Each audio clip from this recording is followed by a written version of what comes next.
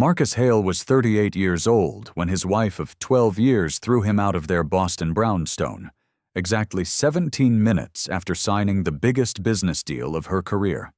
She didn't know that he was the one who made that $35 million contract possible. She had no idea who really signed off on that deal.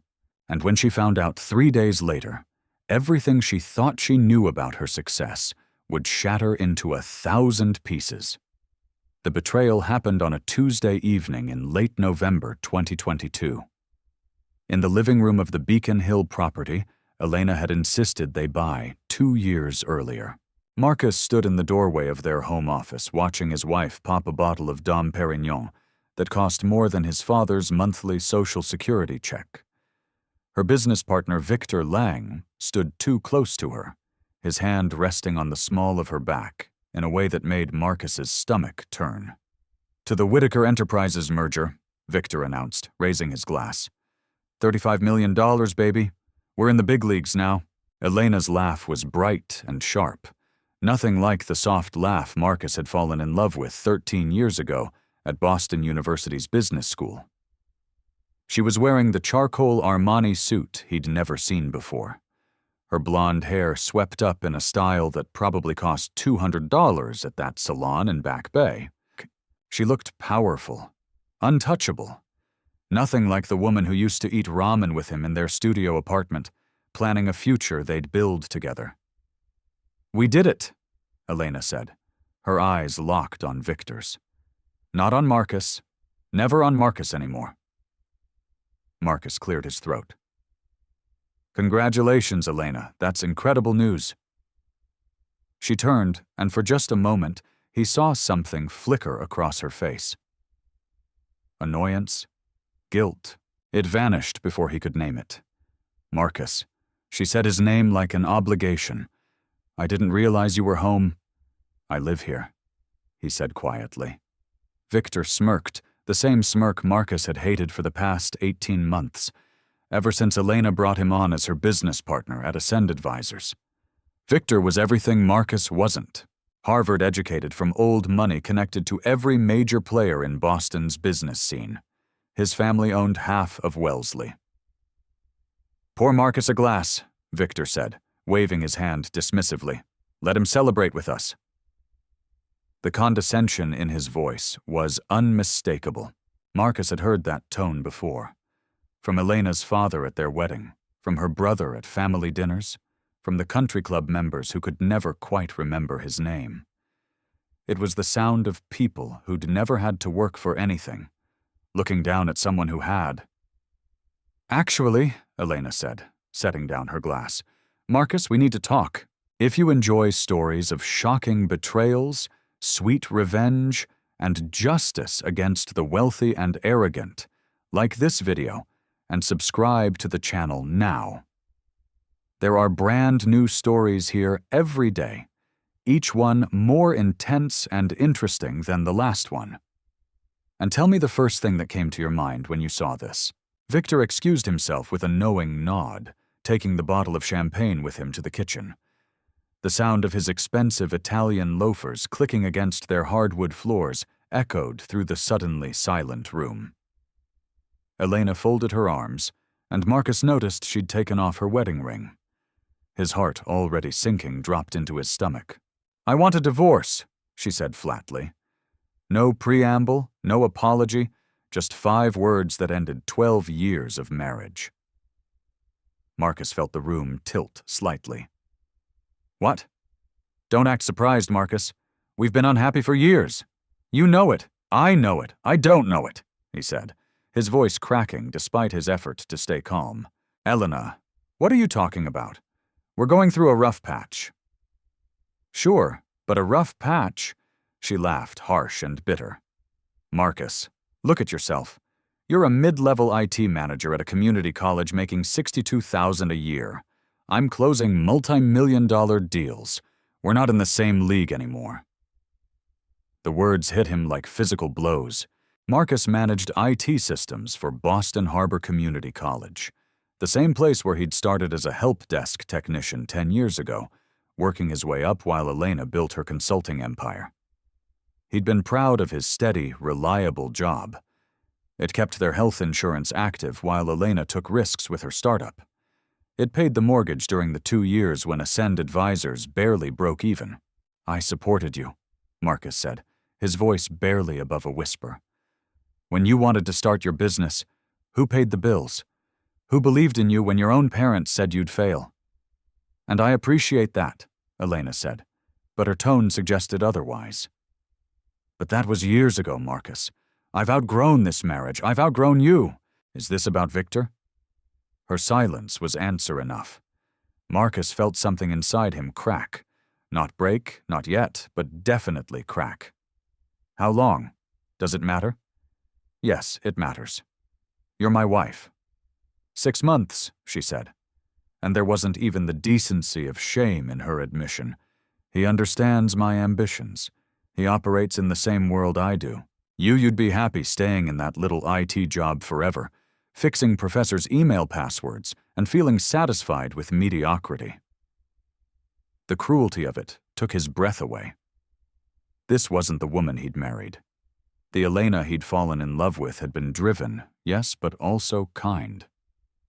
She'd held his hand at his father's funeral. She'd celebrated when he got his first promotion.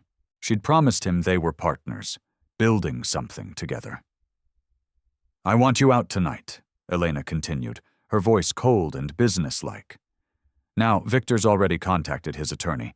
We'll handle the divorce quickly and cleanly. You'll get what's fair." "Fair?" Marcus laughed, but there was no humor in it. "What's fair, Elena? Half of everything you built on my support. Half of the business I helped fund in the beginning." "You put in $12,000 4 years ago," she snapped. "I've made millions since then.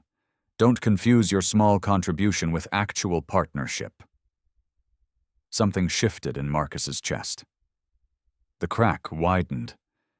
He thought about the late nights he'd worked on Ascend's website design free of charge, the connections he'd made through his college's business advisory board, introducing Elena to potential clients, the countless family dinners he'd suffered through with her condescending parents, smiling through their barely concealed contempt because Elena asked him to keep the peace.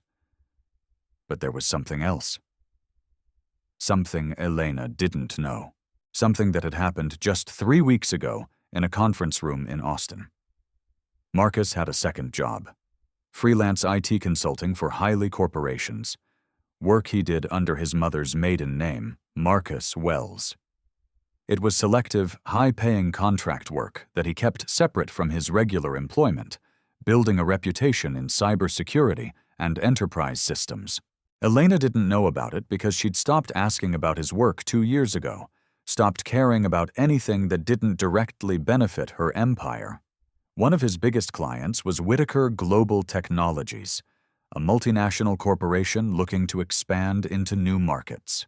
3 weeks ago, their CEO, Theodore Whittaker, had asked Marcus to vet a potential merger partner. Whittaker Global was considering a $35 million contract with a Boston-based consulting firm.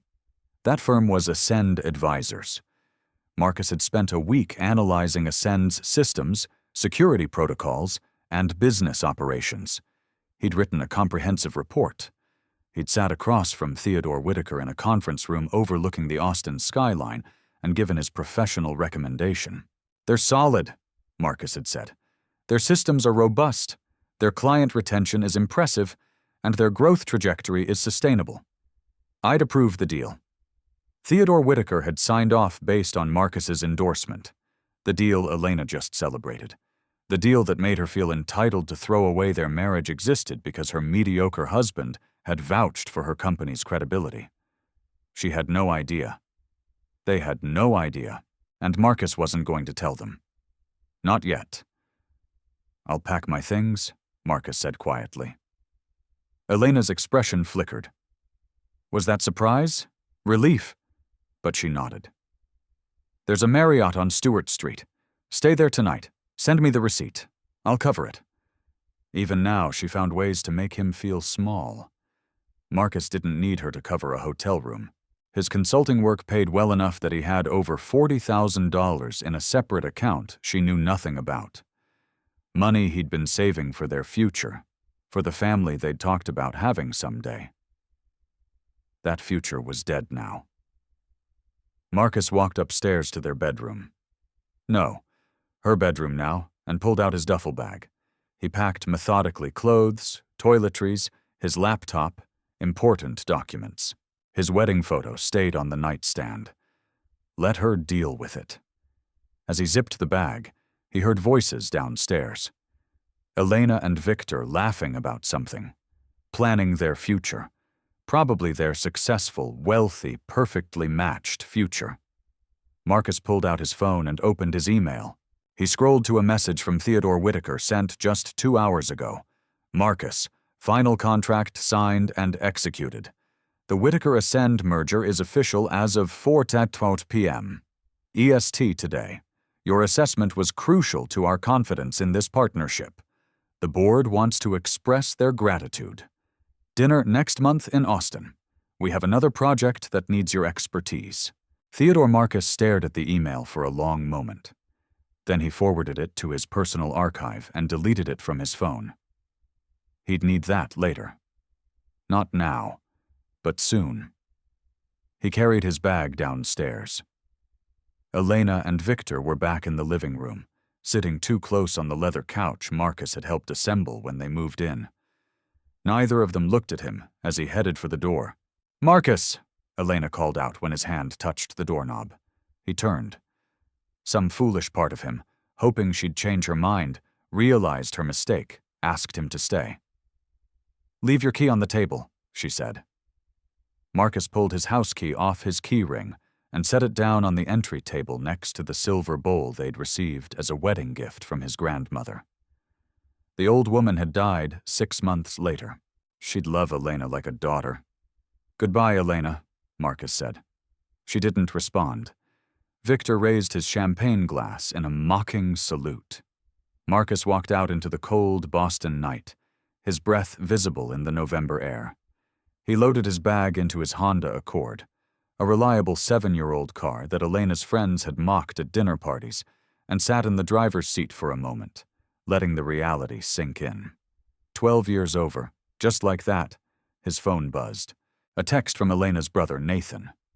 "Heard the news. About time. Elena deserves someone on her level." Marcus didn't reply. He started the car and drove, not to the Marriott on Stewart Street, but to his father's small house in Dorchester. The old man was probably asleep already. It was past 9, but Marcus needed to be somewhere that felt real. Somewhere that remembered who he was before Elena's world had swallowed him whole. The house was dark when he arrived. Marcus let himself in with his spare key and quietly made his way to the guest room, the same room he'd slept in growing up. His father had kept it exactly the same twin bed, the same desk where Marcus had written his college application essays, the same window overlooking the small backyard. He lay down without undressing, staring at the ceiling in the darkness. His phone buzzed again, another text, this time from Victor. "No hard feelings, man. Just business. Just business." As if stealing another man's wife was a corporate merger, as if destroying a marriage was a negotiation tactic. Marcus pulled up Whitaker Global's contact information on his phone. Theodore Whitaker's direct line. He could call right now. He could tell Theodore that the CEO of Ascend Advisors was having an affair with her business partner, that she'd just blown up her marriage minutes after signing the contract. He could suggest that perhaps Whitaker Global should reconsider partnering with someone of questionable character. He could destroy everything Elena had worked for with a single phone call. His finger hovered over the call button. But no, that would be too quick, too simple. Elena and Victor thought they'd won. They thought Marcus was just the disposable husband, the mediocre IT guy who'd served his purpose and could be discarded now that Elena had reached the upper echelons of Boston's business world. They had no idea what was coming. Marcus put his phone down and closed his eyes. Tomorrow he'd call his own attorney. Not some country club lawyer like Victor's guy, but Emily Hargrove, a fierce divorce attorney from South Boston who'd built her practice representing underdogs against entitled spouses. She'd handled the divorce of one of Marcus's colleagues at the college, and she'd gotten him full custody and half of everything. Tomorrow. He'd also send a carefully worded email to Theodore Whitaker, not revealing the personal connection yet, but asking some pointed questions about Whitaker Global's ethics policies regarding business partners, just planting seeds, just creating questions. Tomorrow, he'd start documenting everything. The timeline of Elena and Victor's affair, the financial records he had access to, the emails he'd saved over the years showing how Elena had undervalued his contributions to her business. But tonight, Marcus just lay in his childhood bed and let himself feel the full weight of the betrayal. His phone buzzed one more time. He almost ignored it, but something made him check. It was an email from Theodore Whitaker's assistant. Mr. Wells, Mr. Whitaker would like to schedule a call with you tomorrow at 10 a.m. regarding the Ascend Advisors merger. Some questions have arisen that require your immediate attention. Please confirm your availability. Marcus sat up in bed, his heart suddenly pounding. Questions? What kind of questions? The contract was already signed. The deal was done.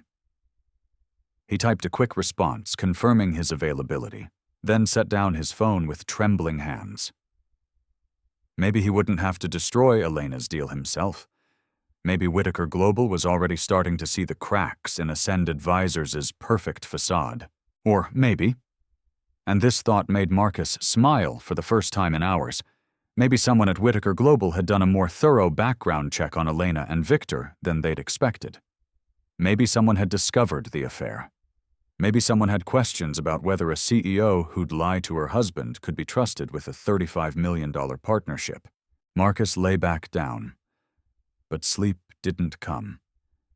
His mind was racing, planning, calculating. He thought about every conversation he'd had with Theodore Whitaker over the past year.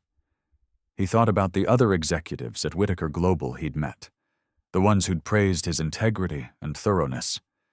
He thought about the fact that in 3 days, Elena was scheduled to fly to Austin for the official merger celebration. She'd be meeting the Whitaker Global leadership team in person for the first time. She'd be shaking hands with Theodore Whitaker, probably expecting to be treated like the brilliant CEO she believed herself to be. She'd be walking into a room where Marcus Wells, her soon-to-be ex-husband, the mediocre IT guy she'd just thrown away, was one of Whitaker Global's most trusted consultants. She'd be shaking hands with the man who'd approved her deal, never knowing he was the same man whose house key she demanded he leave on her entry table. The same man who could take it all away with a single conversation. Marcus finally fell asleep around 3 in the morning. And for the first time since Elena had said she wanted a divorce, he dreamed of something other than loss. He dreamed of justice. The morning after Marcus Hale was thrown out of his own home, he woke up in his childhood bedroom with a text message that would change everything. It was 6:47 a.m., and the message was from Theodore Whitaker himself, not his assistant. Marcus, need to speak with you privately before the 10 a.m.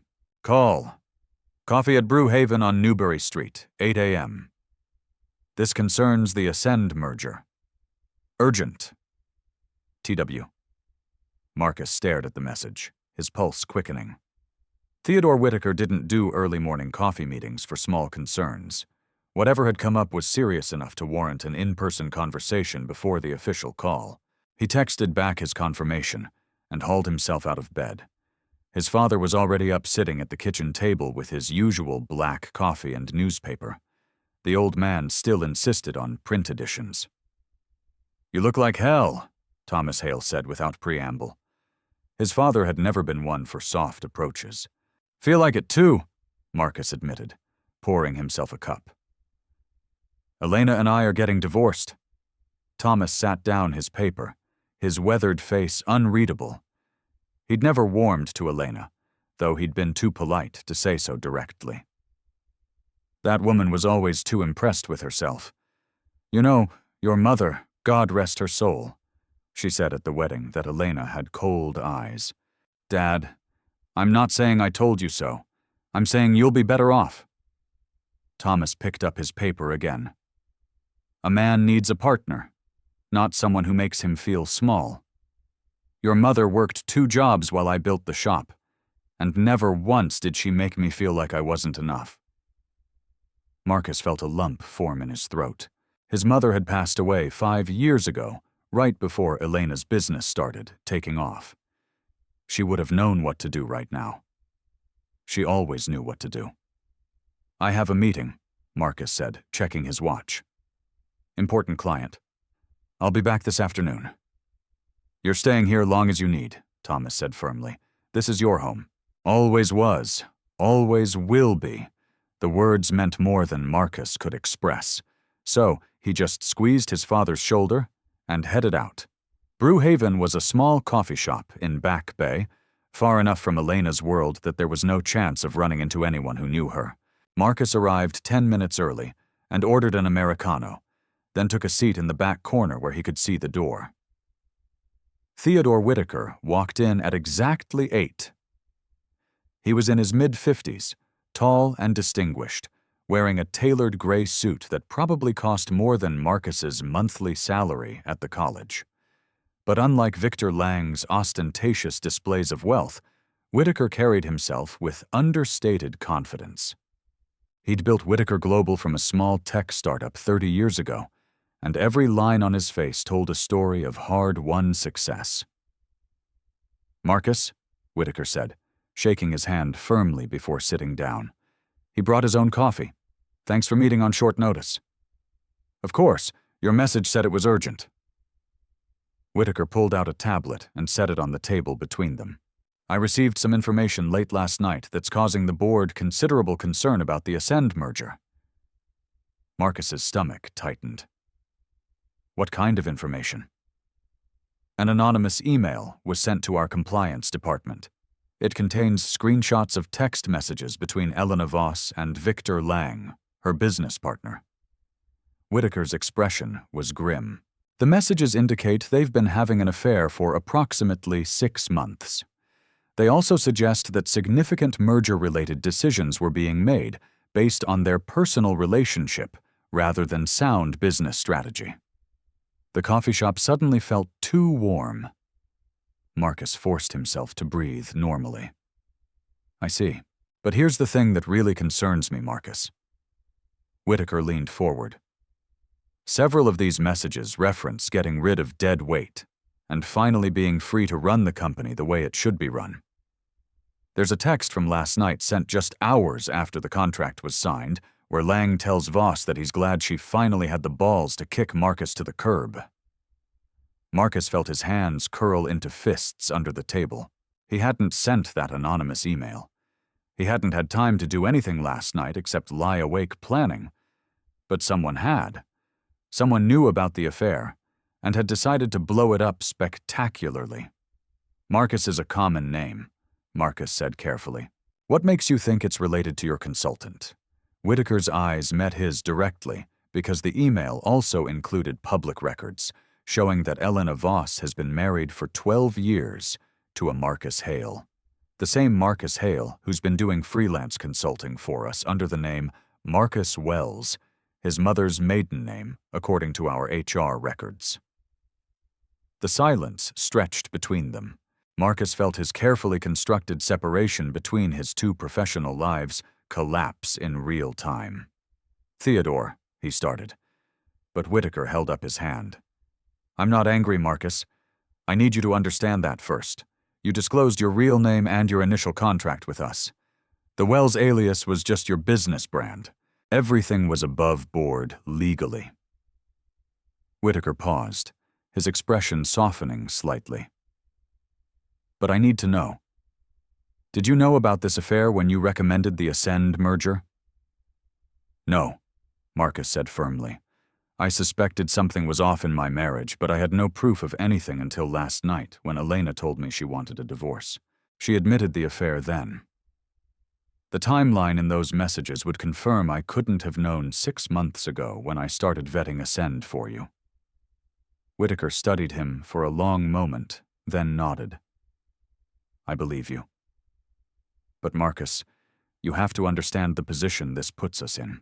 We just signed a $35 million deal with a company whose CEO is having an affair with her business partner. An affair she's been hiding from everyone, including her husband.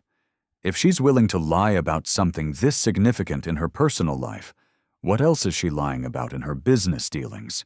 Make sure you're subscribed to this channel if you have not, because the ending of this story will blow your mind.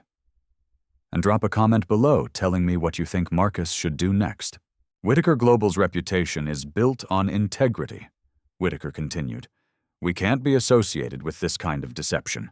The board is meeting in 2 hours to discuss our options. What are the options? Marcus asked, though he already knew the answer. We can invoke the ethics clause in the contract. It gives us 30 days to terminate the agreement if we discover material misrepresentation or ethical violations by the partner company's leadership. The affair itself isn't necessarily grounds for termination, but the lies, the deception, the questionable decision-making. All of that creates a pattern we can't ignore. Marcus thought about Elena, probably still asleep in there, her brownstone, believing she'd won everything, believing she was about to become even more successful, more powerful, more untouchable. What do you need from me? Marcus asked. Honestly, I need you to recuse yourself from this decision.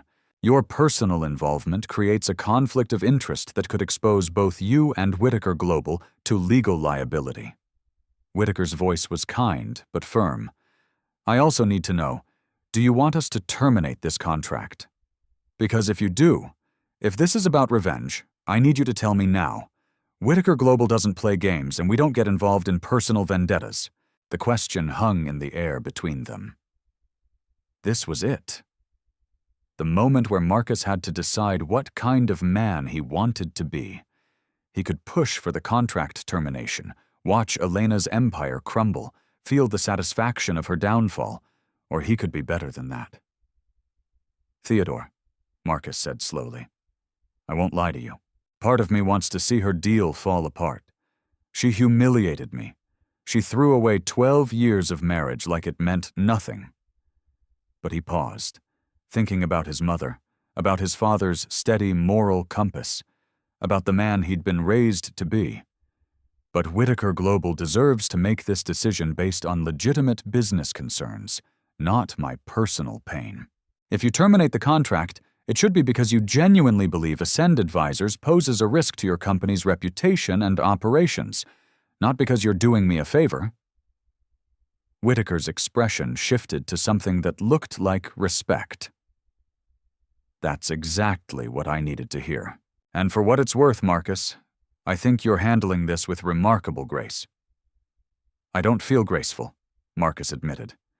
I feel like my entire life just exploded. Give it time, you'll land on your feet. Whitaker stood, then paused. One more thing. Elena Voss is scheduled to fly to Austin on Friday for the merger celebration. We're going to move that meeting up to tomorrow, Thursday, and we're going to make it a working session instead of a celebration. She needs to know that we have serious questions about Ascend's operations and leadership. Will you tell her about the anonymous email? We'll tell her we've received concerning information that we need to address. We won't specify the source or the details until we've had a chance to investigate fully. And Marcus Whitaker's voice took on a harder edge. She's going to figure out eventually that you're our consultant. When that happens, this could get ugly. Marcus thought about that for a moment. Elena discovering that her mediocre husband was the one who'd vetted her company, who'd made her deal possible, who could potentially destroy it all with a single conversation. Let it get ugly, Marcus said quietly. I'm done protecting her from consequences. After Whitaker left, Marcus sat in the coffee shop for another 20 minutes, processing everything. Someone had sent that anonymous email. Someone who knew about the affair and wanted to expose it. Who? A friend? An enemy? A concerned employee at Ascend who'd witnessed things they shouldn't have. His phone rang. Emily Hargrove, the attorney he'd emailed late last night. "Mr. Hale," she said briskly, "I got your email. I can see you this afternoon at 2 if you're available. Bring any financial documents you have access to, and we'll start building your case." "I'll be there," Marcus confirmed. "One question before we meet. Is your wife aware that you've retained counsel?" "Not yet." "Good. Let's keep it that way for now. The element of surprise is often our best weapon." After hanging up, Marcus drove to Boston Harbor Community College, where he was technically supposed to be working his regular job, but his mind wasn't on help desk tickets or network maintenance. He went straight to his office, closed the door, and started documenting everything. He pulled up his personal email archives and began forwarding messages to a secure folder. Every email where Elena had dismissed his contributions, every text where she'd made him feel inadequate, every message showing how she'd slowly pushed him to the margins of her increasingly extravagant life.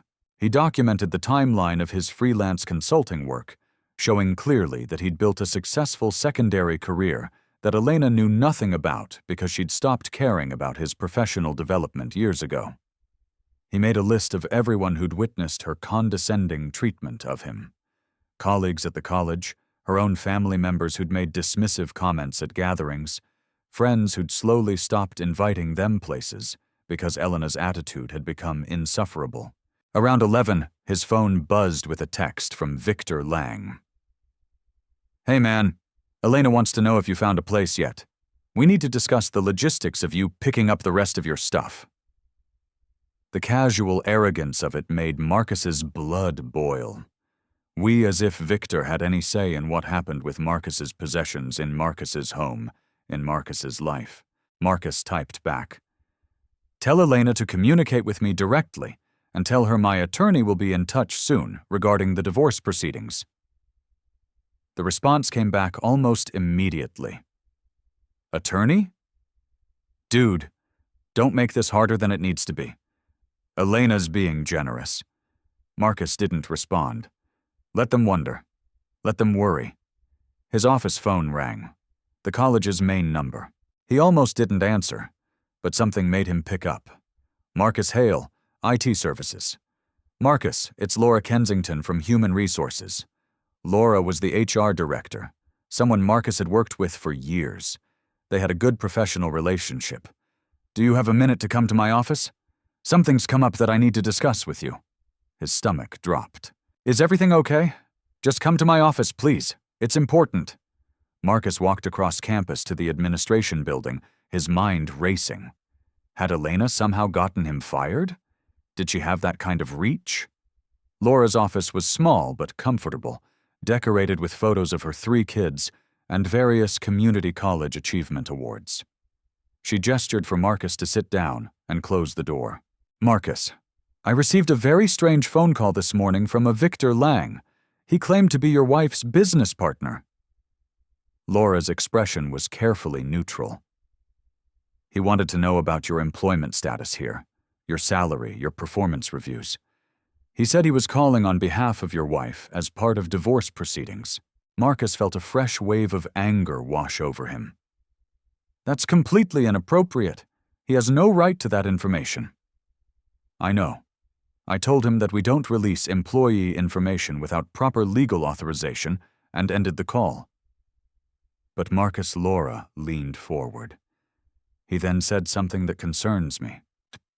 He said, and I'm quoting here, "Marcus Hale is about to find out what happens when someone tries to punch above their weight class." What did he mean by that? "My wife and I are separating," Marcus said, choosing his words carefully. "Her business partner is involved. I think they're trying to intimidate me into accepting an unfavorable divorce settlement." Laura's expression hardened. "That's not going to happen on my watch. Marcus, you've been a valued employee here for 10 years. Your work is exemplary, and your integrity is unquestionable. If you need time off to deal with personal matters, let me know. And if anyone else calls asking about you, I'll be reporting it to our legal department as harassment." "Thank you, Laura. That means a lot. One more thing. she said, pulling out a folder. I probably shouldn't tell you this, but I think you should know. We received your annual review from your supervisor last week. He's recommending you for a promotion to Director of IT Services. It comes with a salary increase to $92,000 and a seat on the college's executive committee. Marcus felt something loosen in his chest. 92,000. Not the million Elena was making, but enough to prove he wasn't the failure she'd painted him to be. The board votes on it next month, Laura continued. But between you and me, it's a done deal. You've earned this, Marcus. He left her office feeling slightly more grounded. Whatever else happened, he had this. A solid job, respect from his colleagues, a future that didn't depend on Elena's approval. His phone rang again. This time, it was an unknown Austin number. Hello, Mr. Wells. This is Rebecca Sinclair, General Counsel for Whitaker Global Technologies. Her voice was formal, professional.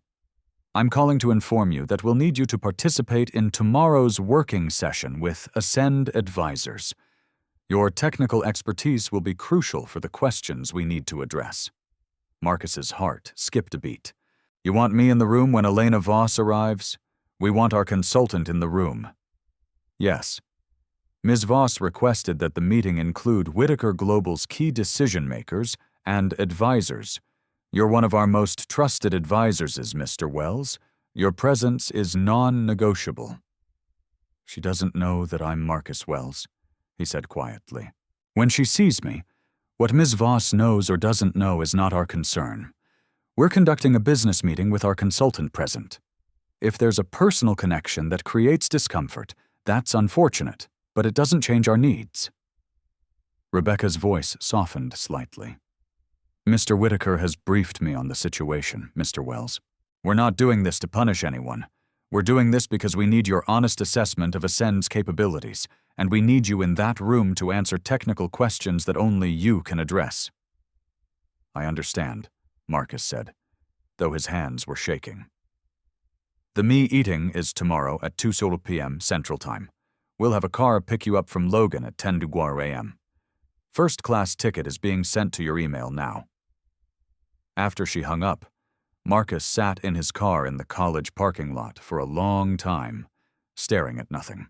Tomorrow, 24 hours from now, Elena would walk into that conference room expecting to be celebrated as a brilliant CEO who just landed a massive deal. Instead, she'd find herself facing tough questions from Whitaker Global's leadership, and she'd see Marcus sitting at the table, not as her soon-to-be ex-husband, not as the mediocre IT guy she'd thrown away, but as Marcus Wells, the respected consultant whose endorsement had made her deal possible in the first place.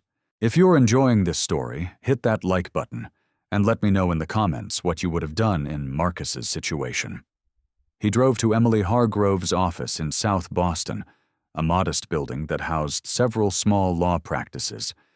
Emily herself was in her early 40s, sharp-eyed and direct, with a reputation for taking on powerful opponents and winning.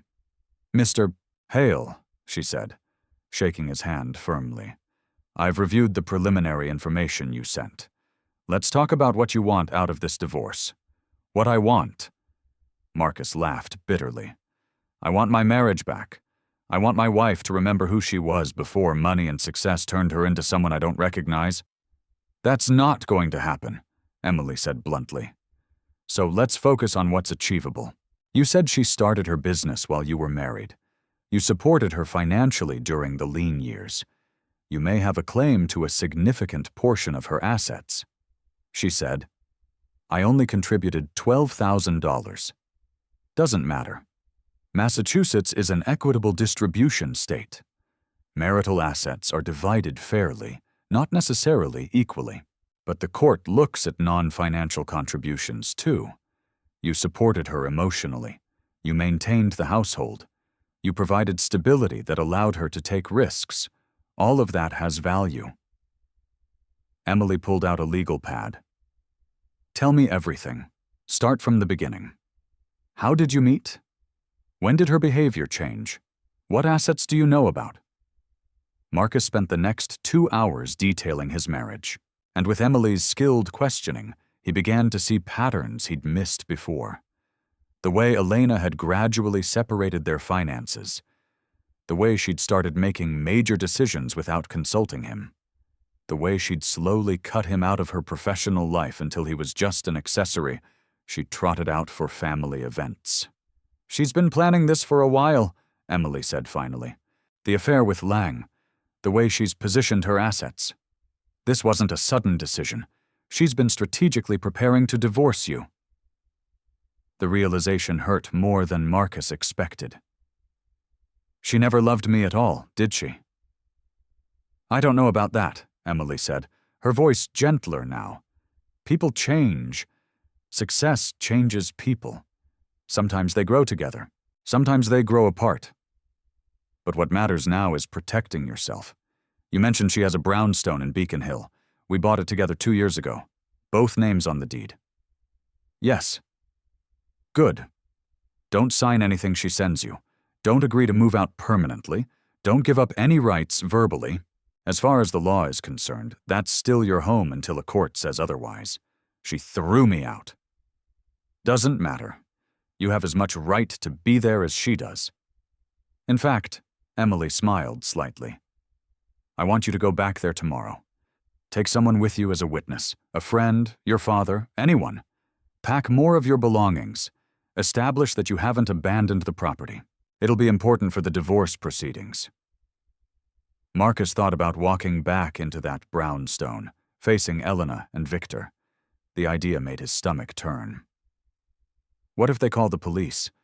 They can try, but you're on the deed. You have every legal right to be there. And Marcus, Emily's expression turned fierce, stop letting these people intimidate you. They want you to feel small, to roll over and accept whatever they decide to give you.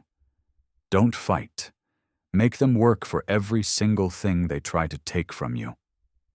Marcus left her office, feeling something he hadn't felt in years. Powerful. Not because of money or status or professional success, but because he'd finally stopped accepting other people's assessment of his worth. He drove back to Dorchester and found his father in the garage working on an old radio. Thomas Hale could fix anything electronic. It's where Marcus had learned his skills. "Dad," Marcus said, "I need your help tomorrow. I have to fly to Austin for a business meeting, but in the morning, I need to go back to the brownstone to pack more of my stuff. Can you come with me?" Thomas set down his soldering iron. "Of course. What time?" "Early 7 a.m. My lawyer says I need a witness. Someone to make sure Elena and her boyfriend don't try anything." His father nodded slowly. "I never liked that house anyway. Too fancy, too cold, like the woman who picked it out." That night, Marcus lay in his childhood bed again. But this time he wasn't wallowing in grief. He was planning. Tomorrow would be brutal. Facing Elena at the brownstone in the morning, then flying to Austin to sit across from her again in the afternoon. 2 confrontations in one day, but he was ready. For the first time since Elena had announced she wanted a divorce, Marcus Hale felt like he was the one holding the cards. His phone buzzed with one final message before he fell asleep. It was from Theodore Whitaker. "Marcus, the board met. We're proceeding with the working session tomorrow, but we're not terminating the contract yet. We need to hear Ms. Voss's explanations first. Whatever happens, know that your professionalism through this situation has been exemplary. You're a good man caught in a bad situation. That won't be forgotten." T.W. Marcus read the message 3 times, then set his phone down. He didn't want revenge. He didn't want to destroy Elena's deal out of spite. But he did want her to know, to really understand that the man she'd dismissed as mediocre, the man she'd thrown away like trash, was someone she should have valued all along. Tomorrow she'd learned that lesson. Whether she'd understand it was another question entirely. The next morning, Marcus and his father arrived at the Beacon Hill brownstone at 7:15 a.m. Marcus still had his key. The one he left on the entry table had been a spare. He'd kept his original set because some part of him hadn't fully believed the marriage was really over. Now, standing on the front steps of the home he'd helped buy, helped maintain, helped turn into something beautiful, Marcus realized this was real. This was happening, and there was no going back. "Ready?" Thomas Hale asked, his weathered hand on his son's shoulder. "No," Marcus admitted, "but let's do it anyway." He unlocked the door and stepped inside. The smell hit him first. Unfamiliar cologne, expensive and heavy. Victor's cologne. The man had spent the night in Marcus's home, probably in Marcus's bed. Marcus felt his jaw clench, but he forced himself to stay calm. He had a witness, he had a lawyer, he had rights. The living room showed evidence of their celebration. Empty champagne bottles, 2 glasses still on the coffee table. Elena's shoes kicked off near the couch. Marcus walked past it all toward the stairs. "Marcus!" Elena's voice came from above, sharp with surprise. "What are you doing here?" She appeared at the top of the stairs in a silk robe Marcus had never seen before. Her hair tousled, her expression shifting rapidly from shock to anger. Victor appeared behind her, shirtless, his smug expression faltering when he saw Thomas Hale standing in the doorway. "I'm collecting my belongings," Marcus said evenly. "This is my father, Thomas. He's here as a witness." "A witness?" Elena laughed, but there was an edge to it. "Marcus, this is ridiculous. We already discussed." "We discussed nothing," Marcus interrupted. "You made a unilateral decision to end our marriage and demanded I leave. But legally, this is still my home. My name is on the deed, and my attorney advised me not to abandon the property." "Your attorney," Victor scoffed. "Come on, man. Don't make this ugly. Elena's offering you a generous settlement." "I haven't seen any settlement offer," Marcus said, starting up the stairs. "And until I do, I'm within my rights to access my own property." Elena moved to block his path, but Thomas's voice cut through the tension. "Ms. Voss, I suggest you step aside. My son has every legal right to be here, and you're witnessing his actions to prove he's not removing any property that doesn't belong to him. We have a detailed list of his personal items, and I'm recording this on my phone right now. Everything is being documented." Marcus looked at his father in surprise. He hadn't known about the recording, but Thomas gave him a slight nod. Smart. Everything would be documented. Elena's face flushed red, but she moved aside. Marcus brushed past her and Victor, heading for the bedroom he'd woken up in every morning for 2 years. The bed was unmade, sheets twisted, evidence of what had happened there last night. He felt sick, but he pushed through it. He pulled out his largest suitcase and started packing methodically. Clothes, shoes, personal items, the watch his mother had given him for his 30th birthday, his laptop from the home office, his books, his documents. "You can't take that," Victor said, pointing to the laptop. "That's community property." "It's my personal laptop that I use for my freelance consulting business," Marcus said without looking at him. "It's not community property. Everything I'm taking is mine alone." "Freelance consulting?" Elena's voice was sharp. "What are you talking about?" Marcus paused, his hand on the laptop case. This was it, the moment he could reveal everything or keep his cards close. He chose the latter. "I have a second job, Elena. Have had for years. You never asked about it, so I never mentioned it." He zipped up the laptop case. "Turns out I'm not as mediocre as you thought." He saw something flicker across her face. Confusion may be the beginning of concern, but she quickly masked it with anger. "If you've been hiding income, Marcus, that's going to look very bad in divorce proceedings. I haven't hidden anything.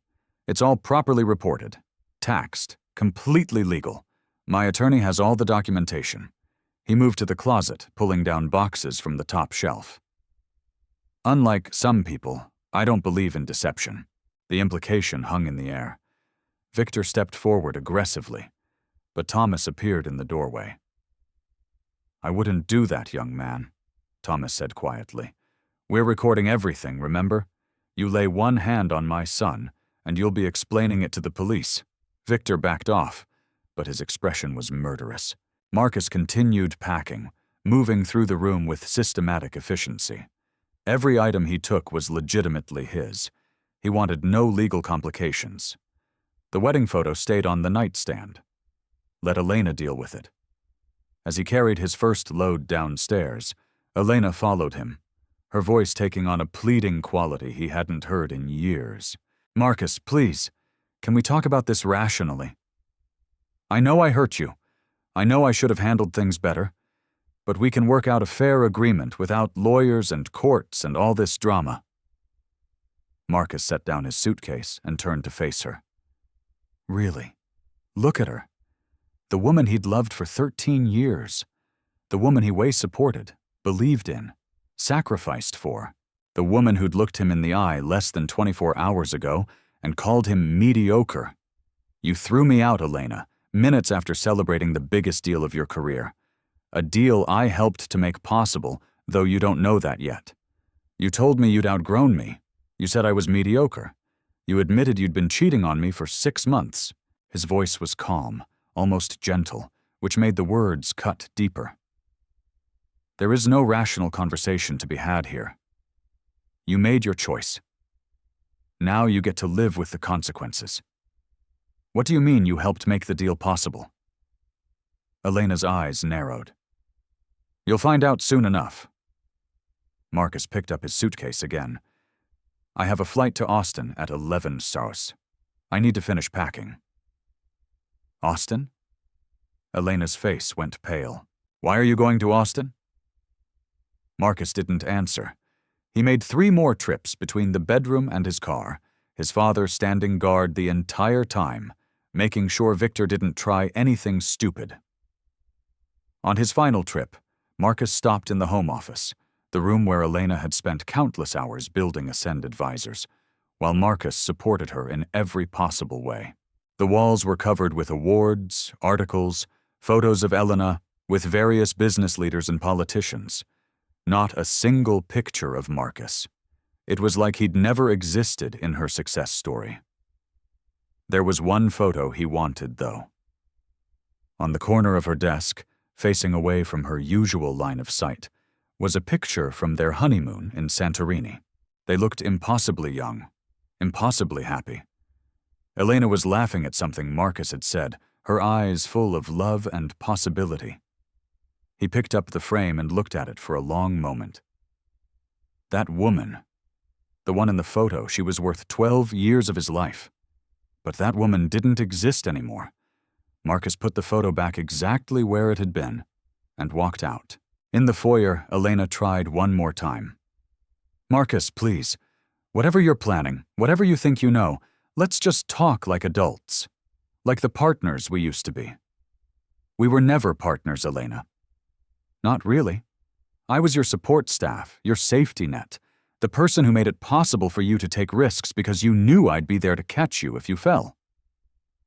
Marcus opened the front door. "But you don't need me anymore. You have Victor. You have your success. You have everything you wanted. So why do you look so worried?"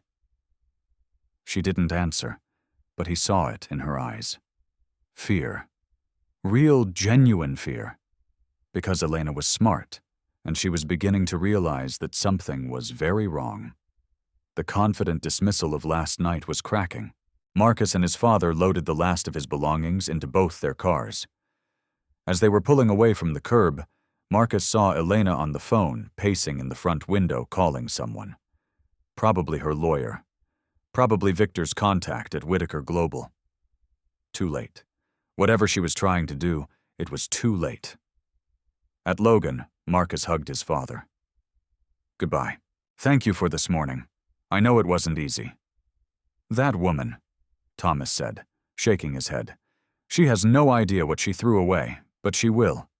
Men like us, men with integrity, with loyalty, were rare. She traded gold for glitter." Marcus smiled, despite everything. "I love you, Dad. Love you too, son. Go show them who you really are." The first-class flight to Austin was surreal. Marcus had flown for business before, but always economy, always pinching pennies. Whitaker Global was treating him like a valued executive, and it felt strange after years of Elena making him feel like his work didn't matter. He used the flight time to review the technical documentation he'd prepared for Ascend's vetting. He knew Elena's systems inside and out now. He'd spent a week analyzing every aspect of her business. He knew where the strengths were. He also knew where the weaknesses were, the places where Ascend's rapid growth had created vulnerabilities. He knew things Elena probably didn't even know about her own company. The car Whitaker Global sent to pick him up from Austin Bergstrom International was a black Lincoln driven by a professional chauffeur who called him Mr. Wells with genuine respect. They drove to Whitaker Global's headquarters, a gleaming steel and glass tower in the heart of Austin's business district. Theodore Whitaker met him in the lobby personally. "Marcus, thank you for coming on short notice."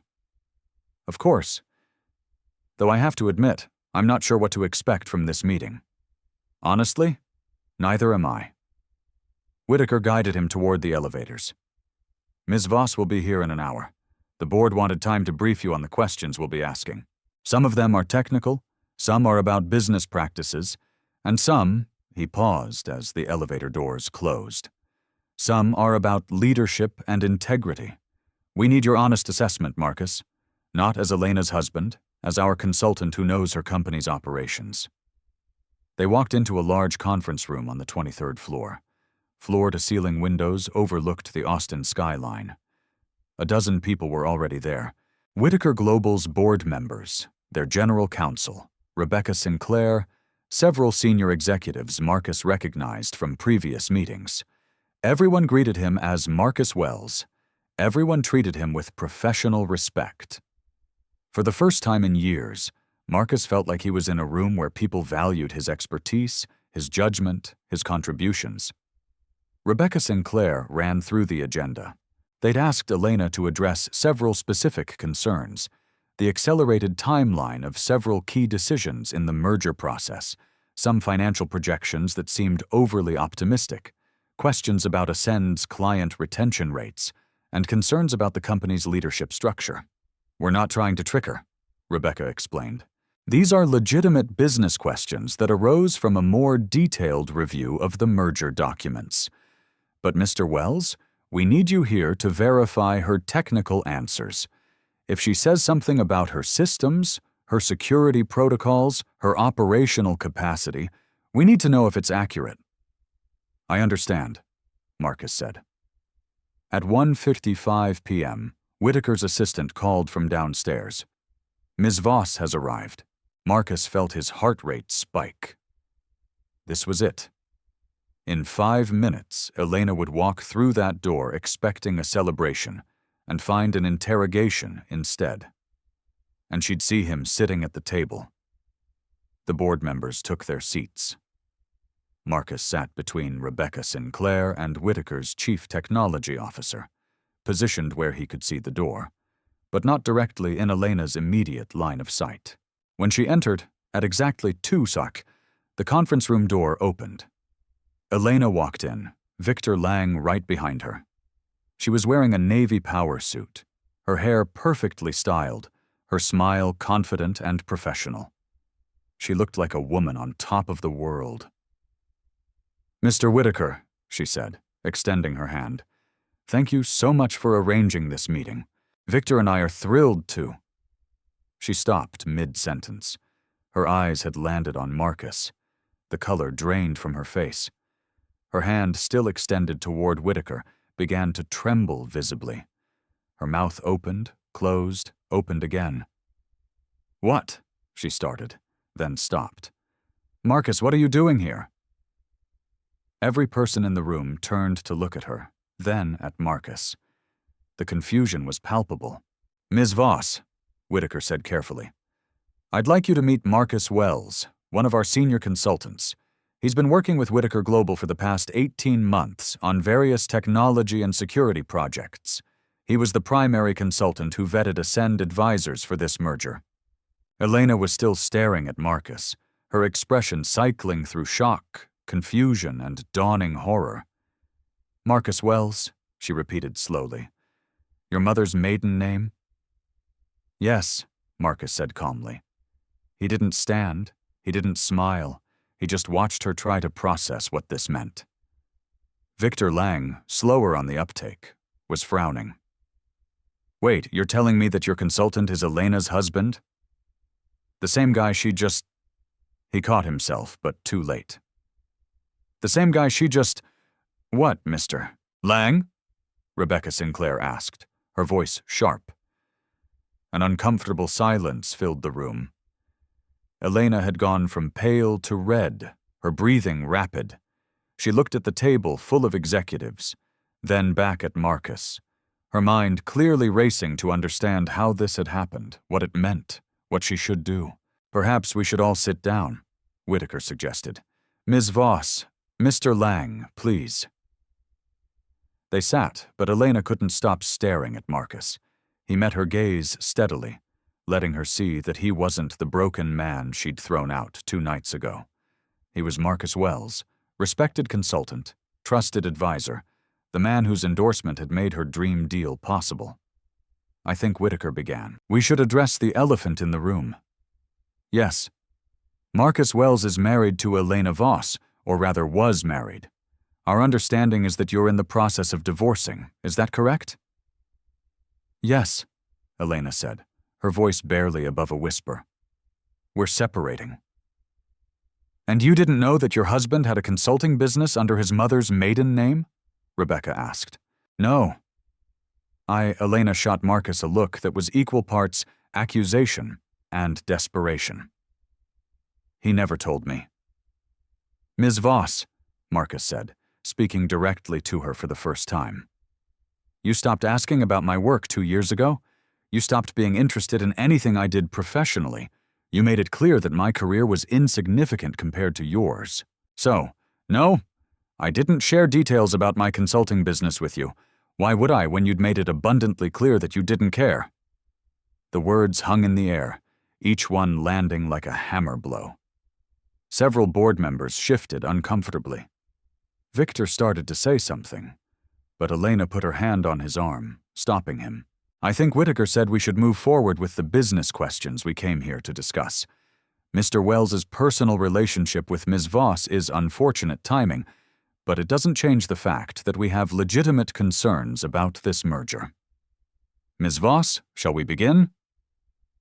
The next hour was brutal. Whitaker and his team asked pointed questions about Ascend's operations, and Elena struggled to answer. Not because she didn't know her business, she did, but because every technical question had to be verified by Marcus.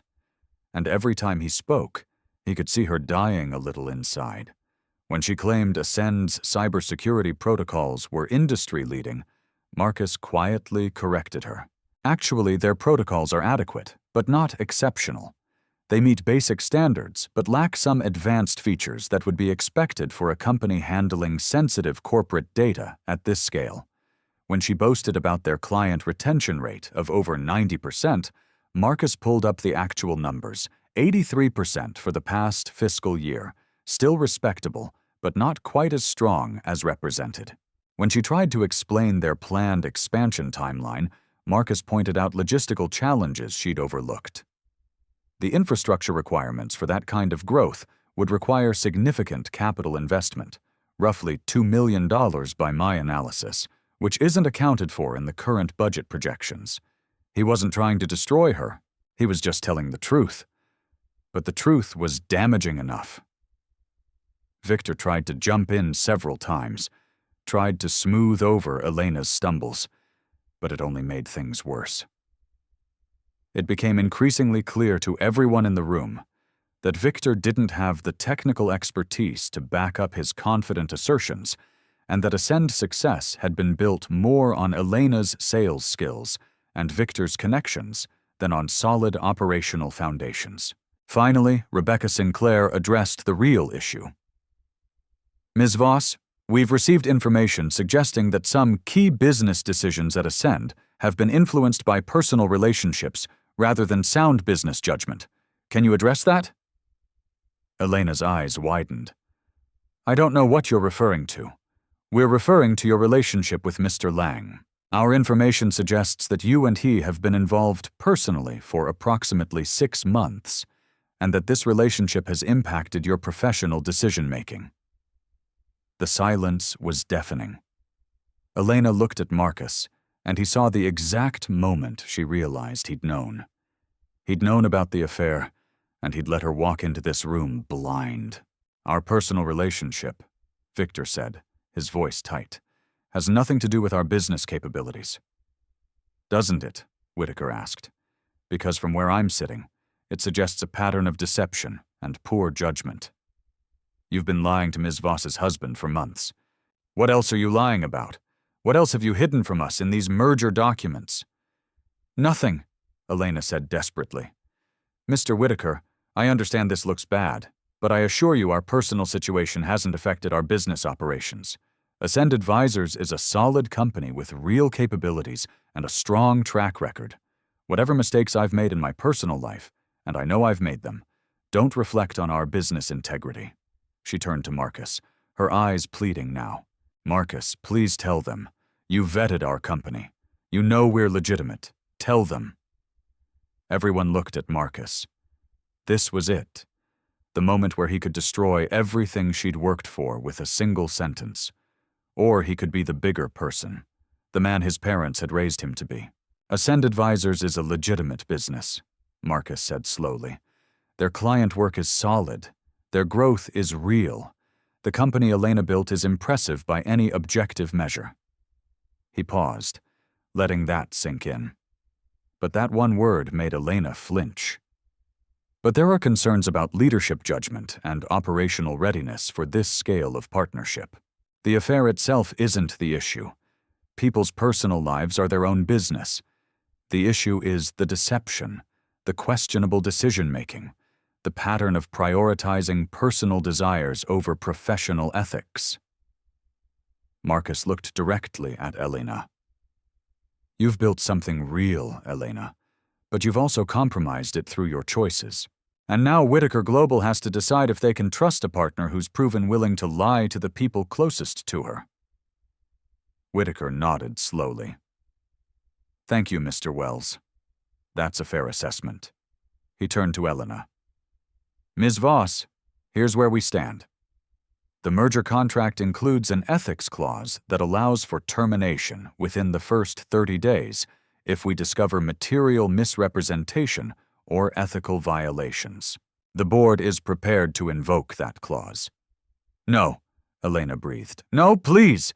This deal, it's everything we've worked for. Everything." "However," Whitaker continued, "we're also willing to consider an alternative. We modify the contract to include much stricter oversight provisions, regular audits, and a requirement that you step down as CEO for 6 months while we bring in an independent executive to evaluate Ascend's operations. If they find everything in order, you can resume your role. If not, we terminate the partnership." Elena looked like she'd been slapped. "Step down from my own company. It's either that or we terminate the contract entirely," Rebecca said. "Those are your options, Ms. Voss." Victor leaned over, whispering urgently to Elena. Marcus could see her struggling, could see the calculation happening behind her eyes. She'd lost control of this situation completely, and now she was trying to salvage anything she could. "Can we have a moment to discuss this privately?" Elena asked. "Of course. We'll give you 15 minutes. Whitaker stood, and the entire board filed out of the conference room, leaving Elena and Victor alone. Marcus started to leave with them, but Elena's voice stopped him. "Marcus, please don't go." He turned. She was standing now, and for the first time since he'd known her, Elena Voss looked small, defeated, human. "Please," she said again. "Can we talk just for a minute?" Marcus looked at Whitaker, who nodded permission. 5 minutes, Whitaker said. "Then we need your answer, Ms. Voss." The board left. Victor stood. "Elena, we should discuss. Get out, Victor." Elena's voice was flat, emotionless. "What? Get out!" She didn't even look at him. "This is your fault. Your big plans, your connections, your don't worry about the details attitude. You convinced me I'd outgrown Marcus, that I deserve more. And now look where we are." Victor's face flushed red. "You can't be serious. We're partners. No, we're done. The partnership, the relationship, all of it. I'll buy out your share of Ascend, but I never want to see you again." Now she did look at him, and her expression was pure ice. "You promised me this deal was solid. You promised me your connections would protect us. You've given me nothing but risk and liability. Get out of my company." Victor stared at her for a long moment, then shook his head. "You're making a mistake. I've made a lot of mistakes. Trusting you was just one of them." He left, slamming the door behind him. Marcus and Elena were alone. She sank into her chair, suddenly looking exhausted. "You must really hate me right now." "I don't hate you," Marcus said honestly. "I'm angry. I'm hurt. But I don't hate you, Elena." "You knew," she said quietly. "You knew this whole time that you were Whitaker Global's consultant. You knew they'd ask you about Ascend. You knew I'd walk into this room and see you sitting there, and you let it happen?" "Yes," Marcus admitted. "I did. Why?" She looked up at him, and her eyes were wet with tears. "Was it revenge? Did you want to see me fail?" Marcus pulled out a chair and sat down across from her. "I wanted you to understand what you threw away. I wanted you to know that the man you called mediocre, the man you dismissed as beneath you, was someone who mattered. Someone whose work had value. Someone who'd been helping you succeed all along, even when you couldn't see it." "I see it now," Elena whispered. "God, Marcus, I see it now." "Do you?" "Because 2 days ago, you looked me in the eye and told me you'd outgrown me. You said I was happy with mediocrity. You threw away 12 years like they meant nothing." I was wrong. The tears were falling now, streaking her perfect makeup. I was so wrong. I got caught up in the success, in the money, in the feeling of being powerful. Victor kept telling me I deserve more, that I shouldn't settle, that someone like you was holding me back. And I believed him because it was easier than admitting I was terrified. Terrified of what? Of failing. Of discovering that all my success was just luck. Of not being as special as everyone kept telling me I was. Elena wiped out her eyes.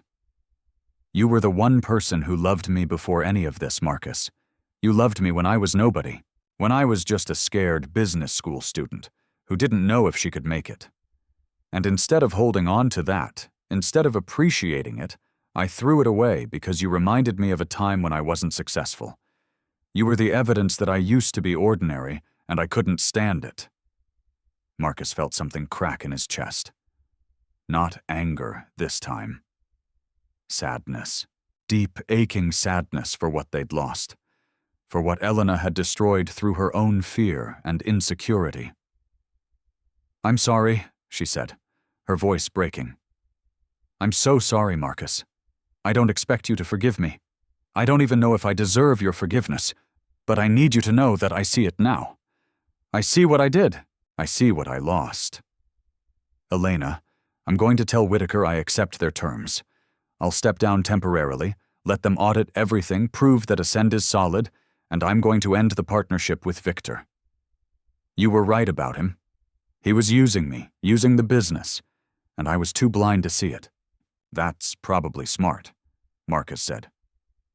And then she took a shaky breath. "I'm going to sign whatever divorce papers your attorney sends me. I'm not going to fight you on the settlement. Whatever you want, it's yours. The brownstone, half the business, all of it." "You earned it, Marcus. You earned every bit of it, and I should have valued that all along." Marcus studied her face, trying to see if this was manipulation or genuine remorse. He'd been fooled before. But there was something in her expression, a brokenness, a humility that he'd never seen before. "I don't want to destroy you, Elena. I never did." "I know. And that just makes this worse, doesn't it? Because even now, even after everything I've done, you're still being decent to me. You could have told Whitaker to kill the deal entirely. You could have made me lose everything. But you didn't. Because that's not who I am, Marcus said simply. And despite everything, I still remember the woman I married. The woman who used to care about people, not just success. I hope you find her again, Elena. I really do. They sat in silence for a moment, the weight of 12 years pressing down on both of them. For what it's worth, Elena said finally, you were never mediocre. You were extraordinary, and I was too stupid and too selfish to see it. There was a knock on the door. Whitaker's assistant peeked in. Ms. Voss, the board is ready for your answer. Elena stood, straightening her suit, wiping away the last of her tears. She looked at Marcus one more time. Thank you for everything, for believing in me when no one else did, for supporting me when I didn't deserve it, and for not destroying me when you had every right to. Be better, Elena, Marcus said. That's all I ever wanted. Just be better. She nodded and walked out to face Whitaker and his board. Marcus stayed in the conference room for a few more minutes, collecting himself. Through the glass wall, he could see Elena delivering her answer. Could see the board members nodding, discussing. The deal would stand, but modified. Elena would face consequences, but not total destruction. Victor was out. And Marcus was finally free. He pulled out his phone and texted Emily Hargrove. Meeting went well. Elena says she won't contest the divorce. I'll fill you in on everything when I'm back in Boston. Then he texted his father, It's over, Dad. Really over, and I'm okay. Better than okay. I'm going to be fine. A month later, Marcus stood in his new apartment in Back Bay, a one-bedroom with exposed brick and big windows that let in the afternoon sun. It wasn't fancy like the Beacon Hill brownstone, but it was his. Paid for with his own money, furnished with his own taste, filled with his own things. The divorce papers had been signed. Elena had kept her promise. She hadn't fought him on anything. The settlement gave Marcus half the equity in the brownstone, a percentage of Ascend Advisors' value, and enough money to pay off his student loans and start fresh. He'd taken the money and walked away, leaving Elena to rebuild what she'd nearly destroyed. His phone rang. Theodore Whitaker. Marcus, or should I say Marcus Hale now? Either works, Marcus said, smiling. I wanted to let you know that we've completed our audit of Ascend Advisors. You were right. The business is solid.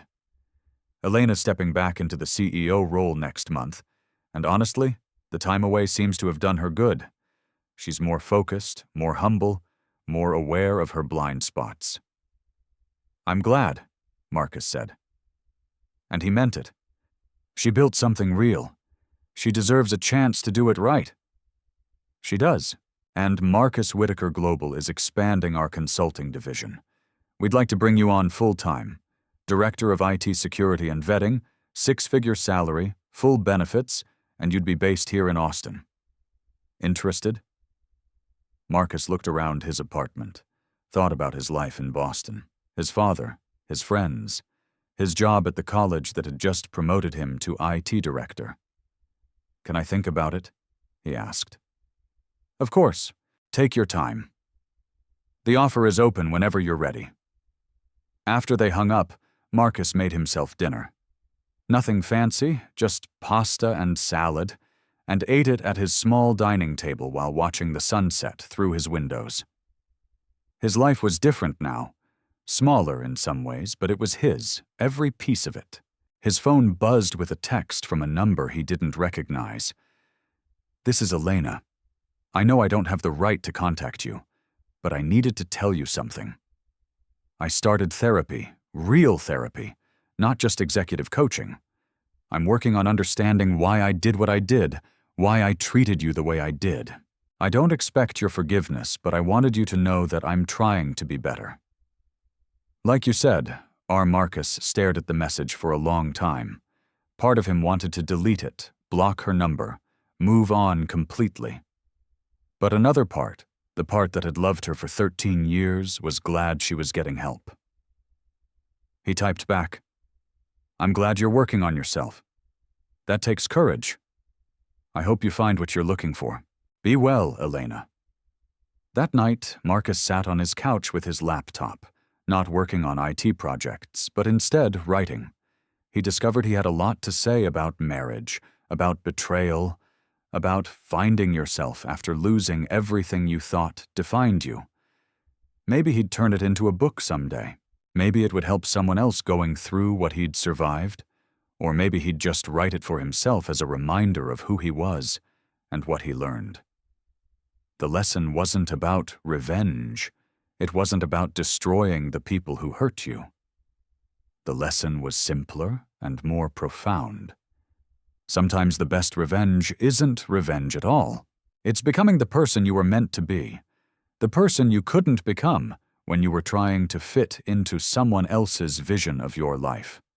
Marcus had spent 12 years supporting Elena's dreams, shrinking himself to make room for her ambitions. And when she'd thrown him away, he'd discovered something unexpected. He'd been building his own success all along. He'd been valuable all along. He'd been extraordinary all along. He just needed to stop waiting for someone else to recognize it. A month after that, Marcus ran into Elena at a coffee shop in the financial district. She was alone. No Victor, no entourage, just Elena with a laptop and a regular drip coffee instead of her usual elaborate espresso order. "Hi," she said quietly. "Hi," he replied. "You look good," she said. "Happy?" "I am," he said honestly. "You look better too, more like yourself. I'm getting there." She hesitated. "I heard about the Whitaker Global offer." "Austin, are you taking it?" "I haven't decided yet. For what it's worth, you should. You deserve that level of opportunity. You always did." They stood there for a moment. Two people who'd shared 12 years of life now standing as strangers. But it didn't hurt the way Marcus thought it would. It just felt complete. "Take care of yourself, Elena," he said. "You too, Marcus. And thank you for everything, especially for reminding me that success without integrity is just failure in an expensive suit." He smiled at that. "That's pretty good." "Did your therapist tell you that?" "No," she said, returning his smile. "You did in that conference room in Austin. I've been thinking about it ever since." Marcus walked away feeling lighter than he had in years. He didn't know what the future held. Austin or Boston, new opportunities or familiar comforts. But for the first time since he could remember, he was excited to find out because whatever came next, he'd be facing it as himself. Completely unapologetically himself. And that, Marcus had learned, was worth more than any business deal, any marriage, any measure of success someone else tried to impose on him. 6 months later, Marcus accepted the position in Austin. He left Boston with his father's blessing and started a new chapter.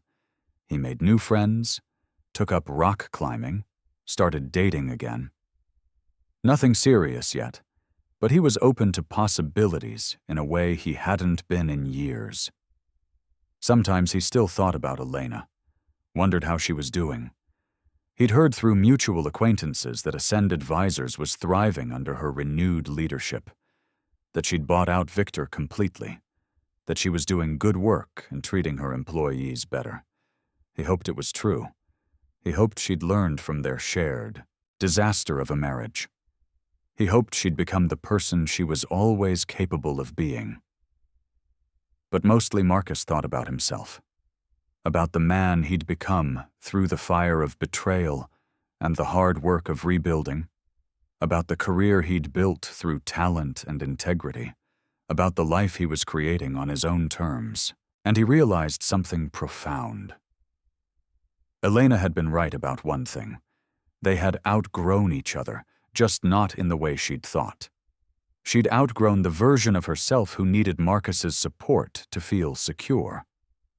And Marcus had outgrown the version of himself who measured his worth by someone else's approval. They'd both had to lose everything to find out who they really were. It was painful, brutal, devastating, but ultimately necessary. Sometimes Marcus reflected on quiet Sunday mornings in his Austin apartment. Sometimes love isn't enough. Sometimes people need to be broken down completely to rebuild themselves into something stronger. And sometimes the greatest act of love is letting someone go. Especially when they've treated you terribly. Because holding on to anger, seeking revenge, trying to destroy the person who hurt you, that doesn't set you free. It just keeps you trapped in their story. Marcus had chosen a different path. He'd chosen to tell his own story, build his own success, define his own worth. And in the end, that was the ultimate victory. If you enjoyed this story, like this video, and leave a comment telling me what you thought.